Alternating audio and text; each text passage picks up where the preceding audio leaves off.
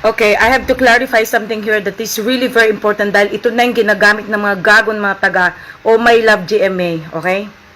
Ito, ay official statement on Mystica. Dahil ginawa na nila na ako yung naglabag ng batas, okay? Naglabag daw ako ng protocol nila, okay? Kasi, read, Mystica nag-inarte sa set ng Oh My Love at lumabag sa program safety protocols ng GMA. Ayan. I have all the fucking evidence right here. At hindi natin pwedeng pawalang bahala ito dahil mismo nandito yung mga screenshots ko sa GC. Ito, ha? Sunday at 7:36 AM kasi by that time, I was also complaining about my meal. Pangalawa na ito, nung nagko-complain na ako, this is already the second time. Okay, hindi lang minsan, pangalawa na walang breakfast. Okay, ngayon, because I'm reminding also my meals dito. So, we're talking about 7:36, samantalang sabi nila na 7 o'clock ang pag-deliver. So, pangalawang beses na to. So, 7:36, sabi ko, mukhang ganito na naman. Kaya, I had to make sure na maglagay ako sa, sa GC, group chat, para at least, it will come to their attention na sandali lang, may tao dito na pinadala nyo dito sa ibang lugar. Pagkatapos, there are 70 staff and crew na nandito. So, bakit wala man lang magdadala dito ng pagkain ko? Okay? So, sabi ko dito, like yesterday, wala pong nagbigay ng breakfast ko. I was told that they will give sa location na lang. So, ibig sabihin, kung kailan ako nag-complain, saka lang nila sinabi na sa location na lang. And I have all the evidences dahil in-screenshot ko yung mga pagsabi ko kay MJ. Okay? So, sinabi niya na doon na lang daw kasi naka-pull out na daw yung lahat ng mga GMA staff and crew. So, doon na lang daw sa location since na umaga naman daw yung ko. Dahil, by the time kasi sinabi nila na 8 o'clock ang call time ko doon, so kailangan nandun na ako at dinala na ako ng driver. Pero sabi ko, kung 8 o'clock, so dapat nakakain na ako bago ako kukunin ng driver. O, di ba? So, saka na lang nila sinabi na doon na lang daw ako kakakainin. So, pagdating ko po doon, sinabi ko, hindi pa po ako kumakain eh. So, sabi nila, sige, magpapadala tayo ng pagkain. Wala pong dumating. Okay? Hanggang sa I will have to go back sa aking place, sa aking room, kung saan ako nakatira na hotel, pero hindi naman talaga yun ay talagang yung hotel na kundi somebody else's room, dahil wala na silang maibigay sa akin. Uulitin ko, I am reminding also my meals dito, like yesterday, wala pong nagbigay ng breakfast ko. I was told that they will give sa location na lang. After nag-complain ako, wala silang sinabi, na kailangan ganito, pag gano'n ang shooting time, doon na lang kumain. Wala sang silabi prior to itong complaint na to. So, ibig sabihin, saka na lang ako nag-complain at saka na lang dumating yung message. Pero it took sometimes bago ako sinagot mismo ni MJ. So, I have reminded when I got there. So, pagdating ko doon, hindi pa ako kumakain. Sabi ko, wala pa nagbibigay ng breakfast ko. Sabi nung nandoon, ganun ba? O sige, magpapadala tayo. Who was there? It was VJ. At kung sino pa yung nandoon. Sabi, sige, magpapadala tayo. Pero wala pong dumating na pagkain ko. Kahit sinabi ko sa location na hindi pa ako kumakain. So, meaning to say, they were just taking me for granted. Kahit sinabi ko na hindi pa ako kumakain. Okay? But no one gave me. So, I have waited for my lunch na lang, okay? So, after nang na-shoot ako, sabi ko, sige, siguro naman makapagtiis pa naman ako. So, ayun, antayin ko na lang kung anong lunch. So, saka na lang ako kumain ng lunch pero walang breakfast. At hindi rin ako nakabaon ng mga ko dahil nga sa pagmamadali ko at that time. Plus, nalimutan ko pa yung bag ko sa sinakyan ko kasi bumalik ako eh. So, sa Taranta ko, baka mamaya I will be the cause of delay, which is naging ganun na nga. Kasi pagdating ko doon, walang nagsabi rin sa akin na sa tent ako. Samantalang, prior to that, yung nag-shooting kami the other day, nandun ako sa room. Eh yung pala, wala na silang maibigay sa akin na room. Sa tent na lang ako dinala. Alright guys, I just arrived here at my shooting location. I'm not really sure if I'm gonna go back to the room where they put me before. So I think they're gonna put me right there again. So dito yung yung shooting. So Saan po ako doon din? Dito po Same, tayo. same ano? Dito po sa baba. Sa baba po? Dito po. Ah, okay. Ah, sa tent na pala. Opo, na kayo mga Ay, hindi ko dinala yung ano ko. Hindi kasi sinabi sa tent ako, hindi ko dala yung ano ko. yung higaan po. Opo, balikan ko na lang.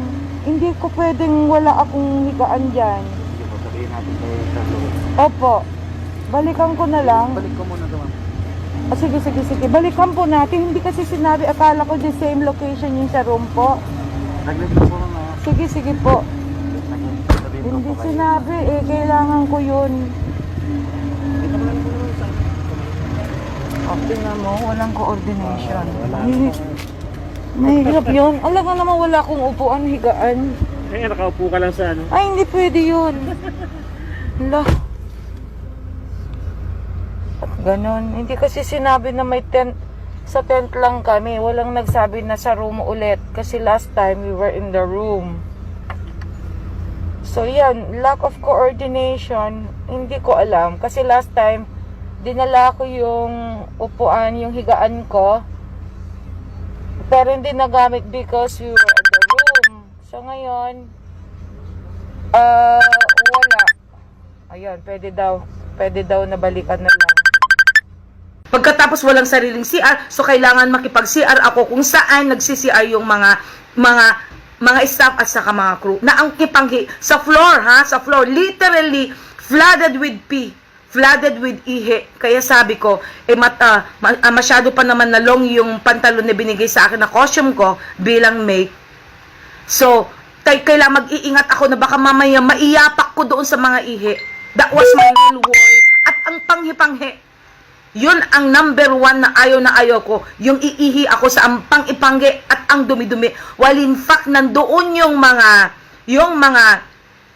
crew nila na nakaupo at wala namang ginagawa. Pagkatapos hindi man lang nila, nandun yung nandun sa tabi nila yung CR, hindi man lang nila mabigyan ng pansin, hindi man lang nila ma-check kung okay ba yung CR na yun, lalo na't dinala pala ako doon ni VJ. Oh. So lahat ng mga yun ay mga concerns ko. If that doesn't bother me, walang problema. But it is something that really bothered me. That's why I really have to say it. So dahil walang nagbigay sa akin, that's why I said here, so I had waited for my lunch na lang. Do I always have to remind this issue? Kasi that time na nagsulat na ako dito sa GC at i-forward ko na rin ito kay MJ, pangalawang beses na to eh. Pangalawang beses na wala pang nagdadala sa akin ng pagkain. Well, in fact, 7 o'clock dapat ng AM ako dadala ng pagkain according to kung sino yung mga taga-hotel by the time na dumating ako. Sabi ko, do I always have to remind this issue? Who is in charge of my meals here? Anyway, my son, eto na. Dahil pinapalabas nila na ako naglabag ng protocol para sa safety ng hotel. Anyway, my son is coming to deliver some food and groceries today. Please remind the guard I'm talking to, the guard, subject matter is the guard.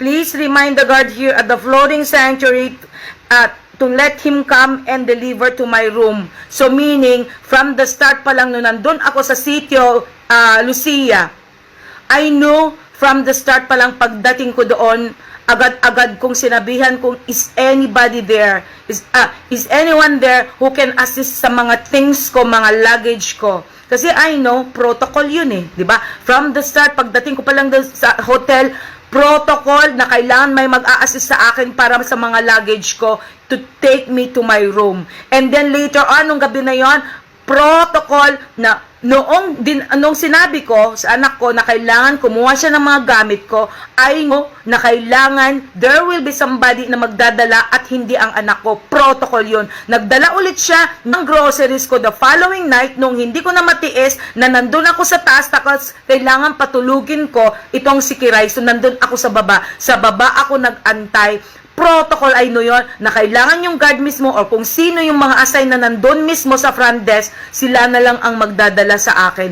Protocol, alam ko yun. And that is the reason why I said here, anyway, my son is coming to deliver some food and groceries. Please remind the guard here, guard, at the floating sanctuary to let him come. The subject matter here is to let him come, meaning I am talking about the guard, and deliver to my room. So, alam ko ang protocol na yung guard mismo ang magde-deliver sa room ko.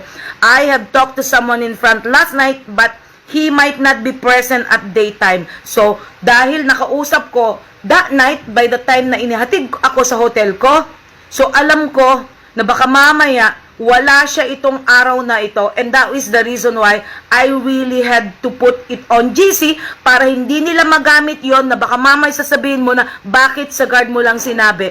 Ayan. So in advance sinabihan ko yung mismong guard doon kung sino yung in charge, kung sakali may delivery ako, please, kailangan iparating kung kahit kanino, kung sino ang in charge. Pero sabi ko, dahil hindi ko alam kung nandoon pa ngayong araw na ito, and that's the reason why I really had to remind them again, na i-remind sa guard, na kung sakali man na darating yung anak ko, please, let that guard, hindi ko sinabi na let my son, hindi ko sinabi yon.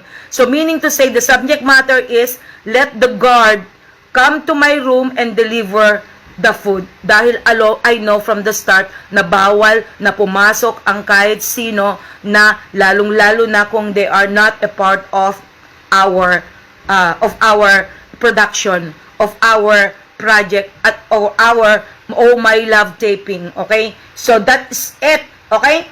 I have talked to someone in front last night, but he might not be present at daytime. So, alam ko na baka mamaya, hindi rin siya doon at present para pagsabihan kung sino ang in charge, kung sino yung mga magde-deliver. And that's the reason why I had all the courtesy from the start pa lang na ako'y dumating sa taping na to. So, wala akong pagkukulang, wala akong pagkakamali.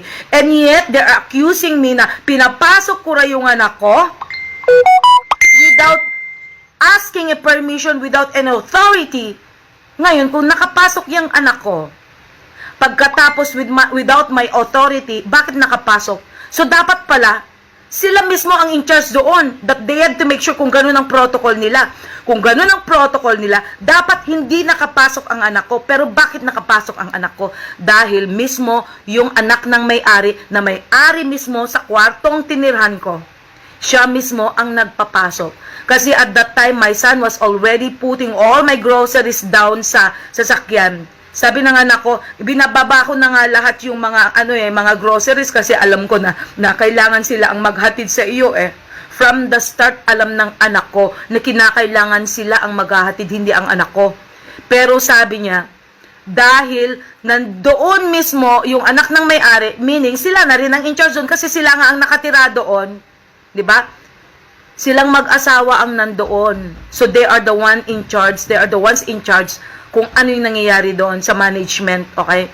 Pinapasok mismo nung lalaki yung anak ko without knowing na nung kinatok ako, mismo nga yung anak na may-ari, siya mismo kumatok sa akin sa window ko eh. Mistika, nandito ng groceries mo. Akala ko yung kumatok ay mismo yung guard, okay, kung sino ang in charge, pero hindi yung mismong anak ng may-ari. So, lumabas ako, nandun pala yung anak ko, nagulat ako. Hello! Mabait yung nagpaano sa iyo. Anong nangyari? Kasi pinababa nyo na. Tapos? Diyan, sabi ko, yan, hindi lalatag yung sahig. Antay ko lang yung muhuwag. Ikaw ba yung brother niya? Hindi ko siya. Okay. Oo. Hindi, sige, huwag na, dali mo na lang ito kasi wala yung Kasi, maglalakad pa sila. Buti sana may sasakyan magdala dito eh. Medyo din. Sige, ako bahala, sabi niya. Okay, it's good.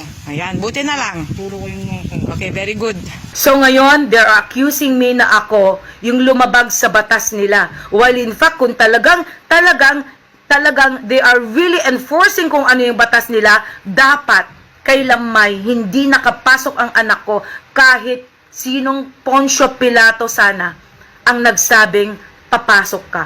Pero they have let my son enter to the premises or to the resort with the help of the owner himself, and then kaya nga nakapasok. And then, makikita nyo lahat, the evidence, because lahat ng pagpasok ni Stanley, lahat nung pagdala niya ng delivery, lahat nakasama, pati yung mismong may-ari ng hotel, na i-video ko. So, here it is. Watch out. At, ito pa. na i-post ko pa mismo sa Facebook page ko. At i-share ko mismo sa main account ko. So, if they were really worried about it, bakit hindi nila mismo ako pinuntahan at that time? Plus, yung mga groceries at food na dala-dala niya, ipinost ko pa mismo doon sa GC namin. So, bakit hindi nila ako pinuntahan right at that time? Nung nalaman nila na nakapasok ang anak ko. So, this is fucking bullshit. Hi, Daddy. I got all my groceries right here. So, Stanley and Jody, as a matter of fact, came over here in order to give me... This is actually my room. And there is... Yung V20 yung yung globe ba? V20 ang globe? Oo, Okay. globe ba yun? Yung Hindi, yung V20, smart ang nasa loob niya. Ah, smart ba to? Oo. Yan yung ginagamit kong natawagan ng ano yun? So, ito yung globe Canadian Embassy. Huawei. Alright. Huawei. Okay, so I got Stanley and Jody came over, and of course with my grandson. So they came and give my food to me. Okay, so they're not supposed to be allowed here to come to my place. This is my place. This is my place. I'm alone by myself right here. It's actually the house of the owner's son. Okay, but they let me use this anyway because I have requested a very private place. So this is my place. That's my room right there on that side with that window.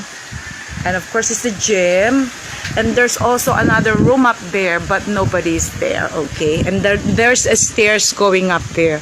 So this is the house of the owner of this resort. That's the house. So I am fully guarded here. I got lots of wolves right there in the room. Okay, I got like 6 wolves.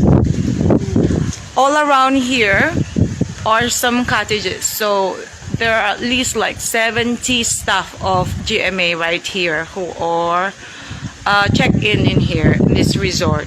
So the other artists are at the other former place where I used to live, okay, at the Sitio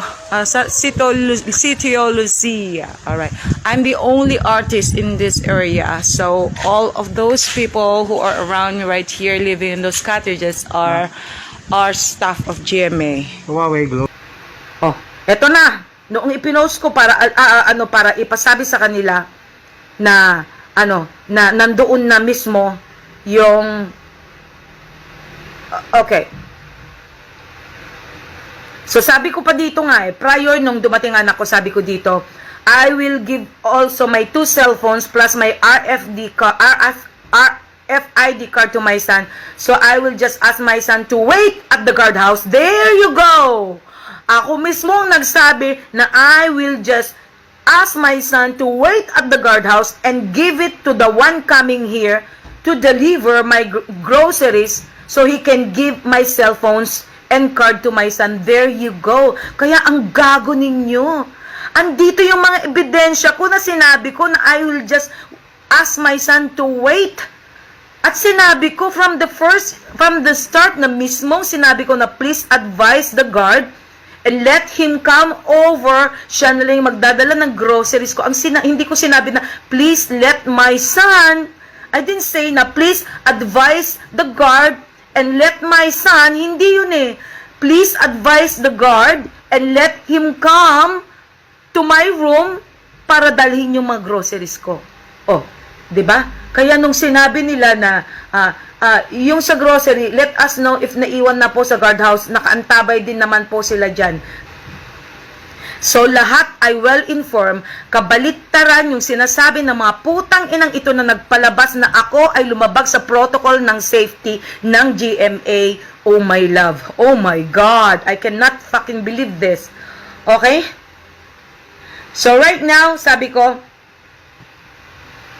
alright, so napakaliwanag na nandito lahat sa akin ng mga screenshots, okay? At na-post ko na rin in advance ang mga ito dahil alam ko na gagamitin nila lahat kung ano yung kaya nilang panira sa akin.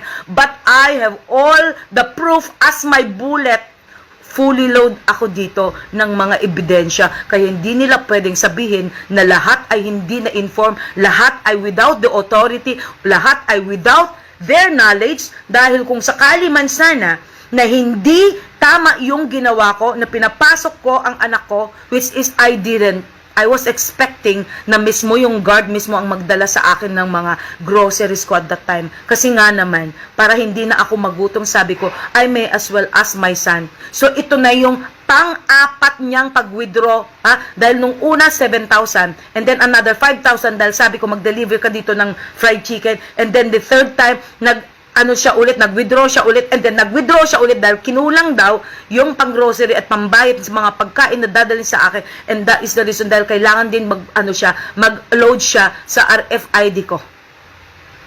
Ayun. And this is it. Nandyan mismo yung video. Sabi ko, I have forwarded my issue about my miss na because, yan pa, kaya ako finorward din dito para ipakita sa kanila na ang dami akong pinabili. So this is Sunday, 12:50 p.m. Sabi ko, I have forwarded my issue about my meals not because I don't have food, but I just wanted to make a point about my issue, and thank you so much for giving an immediate action to my concerns. Meaning, dahil kung hindi ko pa ipinost yung concern ko, hindi may papadala sa akin ang pagkain ko. Pero, sino ang nagdala? Ako rin ang gumawa ng paraan dahil that night, na ibanggit ko kung sino yung nag-assist sa akin sa luggage ko papunta sa van para pauwi na ako. Yung mismong Siago mismo. Lolito Siago mismo. So, sinong nag-utos?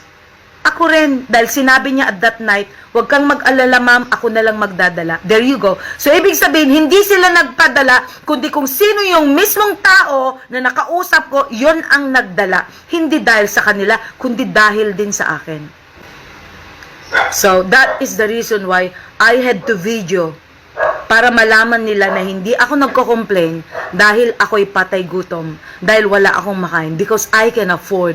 And I have already spent 22,000 since by that time na kinakailangan pumunta ako sa shooting location nito. Dahil kinakailangan ko rin ng mga bagay-bagay, ng mga pangangailangan natural para na rin mag-start ko ulit na magbahay-bahayan doon. So, kailangan talaga na I had to ask my son plus Jody, yung asawa niya, na kailangan ipag-grocery nila ako kung ano yung mga pangangailangan ko doon. Dahil hindi na naman nila pwedeng pumunta dito sa Cavite dahil napakalayo. So, instead na pupunta dito sa Cavite para kunin yung mga pangangailangan ko, kinakailangan na lang nila akong bilhan, katulad ng shoes, katulad ng mga kung ano kang kailangan ko, mga ibang makeup, mga shampoo, at kung ano-ano bang mga pangangailangan ko. So, it's much better na lang na bilhan na nilang ako ng mga bagong mga pangangailangan ko, instead na they would come back here sa Cavite dahil napakalayo nga naman. Alright guys, now I do have all my food right here. Andito lahat yung mga pagkain. I'm not sure what is this. I think this is a fried chicken na buo. Ayun, tapos ano to? Hindi ko alam kung ano ito. Mamaya i-ano ko sa inyo. Tapos ito siguro yung mga ewan ko kung ano yan. And of course, nandito yung mga iba't ibang mga groceries ko din. I got a tray of eggs, rice, at kung ano-ano pa yun. Fruits, ganon. So, anyway, isa-isahin ko, I think. Isa-isahin ko na buksan para alam natin.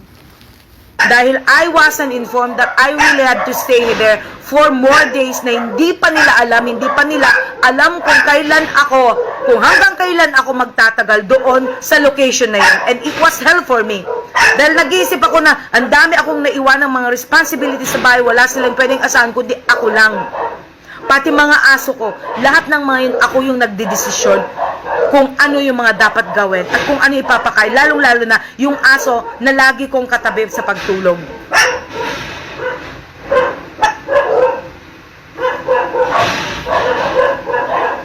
Ito yung sinabi ko.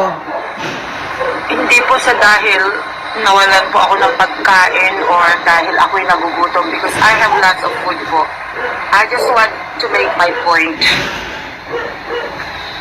Okay? I'm not complaining bakit wala akong food o bakit walang nagde-deliver ng food. I just wanted to give a statement. Thank you. Oh, there you go. Napakalumanay, napaka-settle lahat yung anong mga delivery ko. Punong-puno yan ng respeto. Ngayon na nga lang ako nagnangalaiti dahil ako na yung biktima dito. Ako pa yung pinalabas nilang masama. Pero lahat ng mga communication, lahat may pagsusumamo. Ako pa yung umiiyak.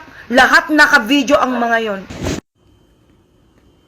I don't know my way to the guardhouse because I'm looking for a driver to take me home at this moment. I couldn't take this bullshit anymore. Please, can somebody come here and take me out of here, please? Please, can somebody come here? I want to go home. Nobody seems to care here anymore. I'm here. Can somebody come here and take me? I don't know my way to the guardhouse, please. Kahit anong sigaw ko dito, kahit anong pag-ask ko ng favor o kay pag-ask ko ng assistance dito sa GC, wala man lang nakikinig, wala man lang, nobody even care. Hindi nyo alam kung anong pinagdadaanan ko dito ngayon.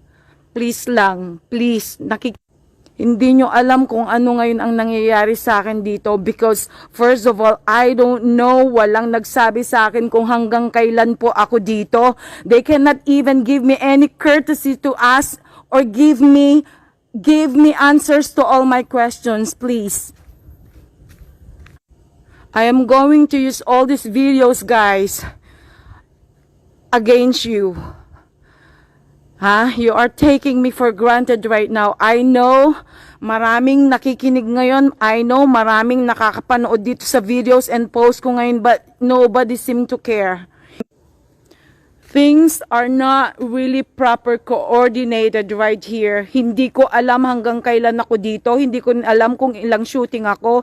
Hindi ko rin alam kung paano ba ang buhay ko dito. My family needs me right now more than I need here. Please, can someone help me? Hello? Tao po? Hello? Tao po? Paki-guide nga po ako doon sa guardhouse. Hello? Hello? Walang...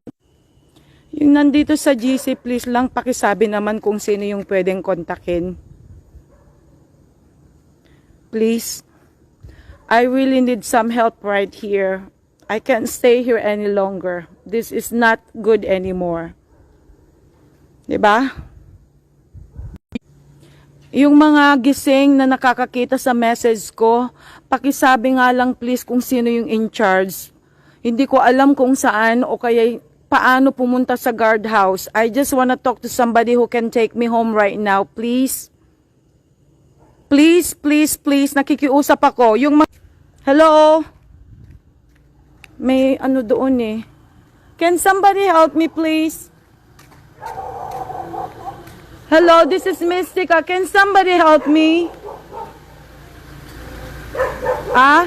Please, can somebody help me?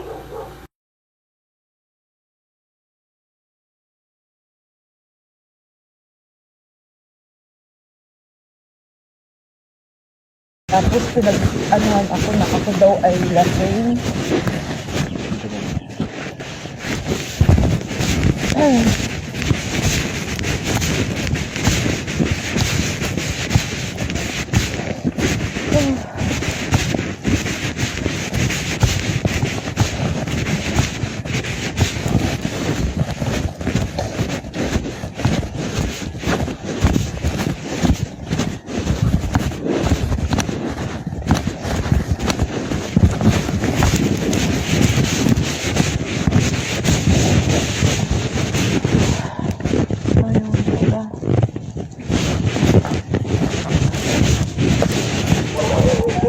Hinahanap ko kagabi kung saan yung... Wala bang in-charge doon sa sa gate pag ganon? Okay. Yung anak ko nga pala, pinapunta ko na. So please pakiano na lang. Anyway, naka-swab test naman siya at wala namang ibang tao dito, ako lang. Okay? Kasi kahapon pinapasok siya nung mismong may-ari. Pinapasok siya para dalhin yung mga groceries ko. So siya na lang yung kasi marami akong i-empake eh. Gusto ko tulungan na lang niya ako para hindi ako masyadong ma-stress. Pero, doon lang po siya sa phone, ma'am. Pakiusap na lang kasi yung car kasi paano mabitbit, ang dami. Ako na lang po, ma'am. Hindi, at saka ang dami akong ipapagawa sana, ipapa-empake ko pa sana sa kanya. So, you don't have to worry. Meron siyang ipapakita ng swab test. Kasi bago ako na swab test, sinab-test ko muna siya nung pinunta niya ako sa QC. Meron siyang may papakita. Plus, wala naman siyang ibang tao dito na you have to really worry about. Kasi yesterday napapasok siya mismo ng may-ari. Nakita kasi siya. Sige po, kausapin na lang po Sige, natin. pakiano na lang. Kaya sinasabi ko in advance, para pagdating niya mamaya, walang O kasi magiging hassle masyado kung bubuhati. Ang dami, sobra. Ang dami rin akong groceries. Para mas klaro na. Thank you so much. Thank you.